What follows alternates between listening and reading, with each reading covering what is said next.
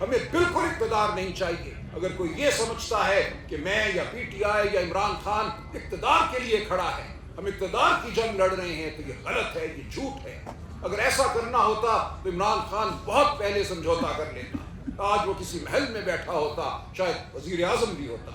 عمران خان فیصلہ کر چکا ہے، اور میں سمجھتا ہوں اس قوم کی بڑی تعداد یہ فیصلہ کر چکی ہے کہ ہم نے اب اصولوں کی جنگ لڑنی ہے، اقتدار کی جنگ نہیں لڑنی. اپنی اپیلیں، اپنی درخواستیں، اپنی پٹیشنیں ڈالتے رہیں گے، لیکن ہمیں کوئی توقع نہیں ہے انصاف کی. ہمیں کوئی توقع نہیں ہے کہ ہمیں وہ حقوق ملیں گے جن کا وعدہ آئین پاکستان نے ہم سے کیا ہے، شرافت نے ہم سے کیا ہے، ہمارے دین نے ہم سے کیا ہے.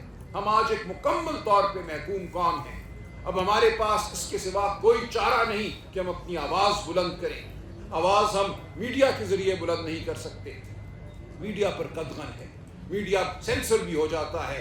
آزاد منچ صحافی نوکری سے نکال دیے جاتے ہیں، ان کو تنبیہ کی جاتی ہے، ان کے بچوں کی جان اور مال کا ان کو کہا جاتا ہے کہ وہ محفوظ نہیں. کتنے آپ میں سے ایسے ہیں جو آ کر ہمیں بتاتے ہیں کہ ان کے ساتھ کیا ہو رہا ہے؟ تو آج ہم سب نے بطور قوم اپنی آواز بلند کرنی ہے اور آگے بڑھنا ہے. ہم نے وہ حقوق چھیننے ہیں جو ہمارا حق ہے، بطور انسان ہمارا حق ہے. ہم نے غریب کو اس کا حق دینا ہے. اس ملک کے وسائل پر پہلا حق اس ملک کے لوگوں کا ہے، وہ بلوچستان کے ہوں، وہ خیبر پختونخوا کے ہوں، وہ سندھ کا حاری ہو، اس کا پانی ہو، وہ پنجاب کے ہوں، گلگت بلتستان اور آزاد کشمیر کے ہوں. ہر جگہ ہم وہی ناانصافی دیکھ رہے ہیں جہاں غریب کو غریب تر کیا جا رہا ہے.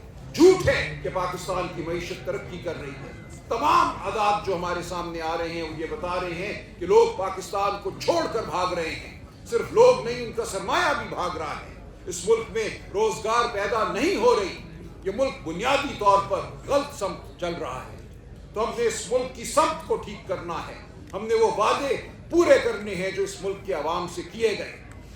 ہم نے اب فیصلہ یہ کرنا ہے بطور انسان، بطور قوم، بطور سیاسی ورکر، بطور صحافی، بطور وکیل، کہ ہم کہاں کھڑے ہیں. ہم اپنی ذات کی خاطر جبر سے کوئی فائدہ حاصل کرنا چاہتے ہیں، ہم عہدہ حاصل کرنا چاہتے ہیں، یا ہم اپنی ذات سے اٹھ کر ان اصولوں کی خاطر لڑنا چاہتے ہیں جو ابدی ہیں. ہم اس غریب کے لیے لڑنا چاہتے ہیں جس کا اور کوئی سہارا نہیں ہے، جس کو نہ تعلیم حاصل ہے، نہ جس کو صحت حاصل ہے. تو آج ہم اسی عزم کو دہرانے کے لیے یہاں اکٹھے ہوئے ہیں. یہ اعادہ کرنے کے لیے ہم اکٹھے ہوئے ہیں کہ ہم اپنی آواز بلند کریں گے بنیادی حقوق کے لیے. ہمیں ایک میثاق چاہیے ان بنیادی حقوق کے حوالے سے. اور میں سمجھتا ہوں اس قوم کی بڑی تعداد یہ فیصلہ کر چکی ہے کہ ہم نے اب اصولوں کی جنگ لڑنی ہے، اقتدار کی جنگ نہیں لڑنی. اس بارے میں کوئی ابہام نہ رکھے. افضل بٹ صاحب، بالکل آپ فکر نہ کیجیے. ماضی میں اگر ناکامی ہوئی تو یہ مطلب نہیں ہے کہ ہم آج ساکت ہو کر بیٹھ جائیں گے، آج ہم جمود زدہ ہو جائیں گے. یہ آپ پہ اور مجھ پہ ہر لمحے فرض ہے کہ ہم اپنی آواز بلند کرتے رہیں. ہم جو ہی خاموش ہوتے ہیں ہم موت کو گلے لگاتے ہیں. ہم بطور انسان، بطور شعور مر جاتے ہیں. خاموشی موت ہے. ہم نے موت کو گلے نہیں لگانا. ہم نے بولنا ہے، ہم نے اپنی آواز بلند کرنی ہے، ہم نے چلنا ہے اب آگے. تو آپ سب سے میری یہ درخواست ہے، پاکستانی قوم سے میری یہ درخواست ہے کہ کوئی خوف آپ کے آگے نہیں کھڑا ہو سکتا. اب آپ نے رد کرنا ہے خوف کو جو ریاست کی طرف سے آپ کی جانب بھیجا جائے. وہ جیل کا خوف ہو، وہ گولی کا خوف ہو، وہ کوئی بھی خوف ہو، روزگار کا خوف ہو، آپ نے ایک بار آگے بڑھ کر اب اپنے حقوق کو حاصل کرنا ہے. ورنہ یہ خوف آپ کے گرد منڈلاتا رہے گا. آپ محکوم رہیں گے، آپ کبھی بھی آزادی نہیں پائیں گے. آپ کے بچوں کو کبھی فلاح نہیں ملے گی، تعلیم نہیں ملے گی، صحت نہیں ملے گی، روزگار نہیں ملے گی. تو ہمیں ان بنیادی اصولوں کے لیے، ان بنیادی حقوق کے لیے لڑنا ہے. تو آپ سب سے یہ گزارش ہے، میں آپ سب کا شکر گزار ہوں. محمود خان صاحب، علامہ ناصر صاحب، تحریک تحفظ آئین کے جتنے بھی زعماء ہیں میرے ساتھ بیٹھے ہیں، اسد کیسر صاحب، زین شاہ صاحب، آپ سب کی طرف ہم دیکھتے ہیں رہنمائی کے لیے. جی اختر مینگل صاحب بھی موجود ہیں. تو ہم سب آپ کی جانب دیکھتے ہیں رہنمائی کے لیے. لیکن ہم سب اپنی اپنی جگہ خود میں کہوں گا لیڈر ہیں. ہر شخص پاکستان کا آج اپنی جگہ ایک لیڈر ہے. اس کو اپنے آپ کو لیڈر سمجھنا ہے، اس نے اپنے آپ کو مجبور نہیں جاننا. تبھی ہم آگے بڑھ کر وہ آزادی حاصل کریں گے جس کے ہم 78 سال سے منتظر ہیں. تو انشاءاللہ آزادی ہمارا مقدر ہے. کوئی خوف ہمیں درپیش نہیں ہے. ہم اب آگے بڑھیں گے اور اس آزادی کو چھین کر رہیں گے. بہت شکریہ. اور میں ملتمس مظلوموں کی بڑی توانا آواز دنیا بھر میں اور پاکستان کے اندر ایکسینڈر جناب مشتاق احمد خان.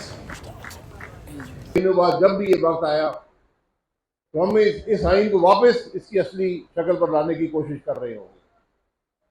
یہ ہم نے نہ ماضی سے کچھ سیکھا نہ تاریخ سے کچھ سیکھا اور ہم خرابی کو مزید آگے بڑھاتے جا رہے ہیں. معیشت کی اگر آپ بات کریں تو آج حقیقت یہ ہے کہ پاکستان کے جو لوگ ہیں ان کی جو آمدن ہے وہ پچھلے 10 سال میں حقیقی آمدن جو ہے وہ 1 پیسہ بھی نہیں بڑھی. ہم دنیا میں شاید واحد ملک ہیں جس کے لوگوں کی آج معاشی حالت یہ ہے کہ باوجود اس کے کہ مہنگائی بھی ہے، ہر قسم کے ٹیکس بھی ہیں، لیکن اس پاکستانی کی آمدن میں 1 پیسے کا اضافہ پچھلے 10 سال میں نہیں ہوا. یہ وہ پہلو ہیں جن کا ہم نے حل ڈھونڈنا ہے. ہمیں یہ سمجھنا پڑے گا کہ اگر ملک میں سیاسی استحکام نہیں ہوگا تو ملک کی معیشت نہیں بڑھے گی، ملک میں گروتھ نہیں ہوگی، نوجوان کے مسائل حل نہیں ہوں گے، ہم ملک کو آگے لے کر نہیں جا سکیں گے. یہ بنیادی باتیں ہیں. لیکن بدقسمتی یہ ہے کہ آج جو ہمارے حکمران ہیں وہ یہ باتیں سمجھنے سے قاصر ہیں. ان کو یہ بات سمجھ نہیں آتی کہ اگر ملک میں نفاق ہوگا تو ملک ترقی نہیں کر سکے گا. یہ دنیا کا سبق ہے، یہ ہر ملک کا سبق ہے. ہم بہت سی باتیں کرتے ہیں، ہم فلانے ماڈل کو لے آئیں گے، فلانے ماڈل کو لے آئیں گے. پاکستان میں صرف پاکستان کا ماڈل چلے گا اور وہ ماڈل آپ کا آئین ہے. یہ مسل شدہ آئین نہیں جو ہم نے رکھا ہوا ہے، جو پاکستان میں کنسنسس سے جو آئین آیا تھا اس پر آپ ملک کو لے کر جائیں گے. اور اس آئین کے اندر ہر شخص نے حلف اٹھایا ہے کہ میں آئین کا دفاع کروں گا. تو آئین کا دفاع کریں. آپ ملک کو آئین کے مطابق لے آئیں، ملک چل پڑے گا. یہاں باہر کے ماڈل نہیں چلیں گے. ان کے اپنے مخصوص حالات ہیں، ہمارے اپنے مخصوص حالات ہیں. ہم نے یہ سب تجربے کر لی ہیں، یہ کوئی نئی باتیں نہیں ہیں. ہم نے یہ سب باتیں سنی بھی ہیں اور کرنے کی کوشش کی. میں آج جو اپوزیشن کے اکابرین یہاں پر ہیں ان سے ضرور گزارش کروں گا کہ آپ کے پاس ایک نادر موقع ہے. آپ کے پاس اپوزیشن بھی پارلیمان میں ہے، آپ کے پاس حکومت بھی ہے. اپنی حکومت کو ایک ماڈل حکومت بنائیں.